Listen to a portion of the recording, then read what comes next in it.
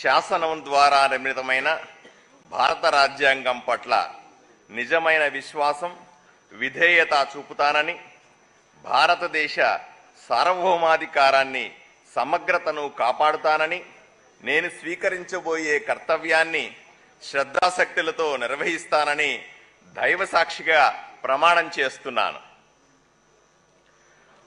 ఆంధ్రప్రదేశ్ శాసనసభ సభ్యుడినైన డాక్టర్ పార్థసారథి వాల్మీకి అనే నేను సభ నియమాలకు కట్టుబడి ఉంటానని, వాటిని అనుసరిస్తానని, సభా మర్యాదలను పాటిస్తానని, సాంప్రదాయాలను గౌరవిస్తానని దైవ సాక్షిగా ప్రమాణం చేస్తున్నాను.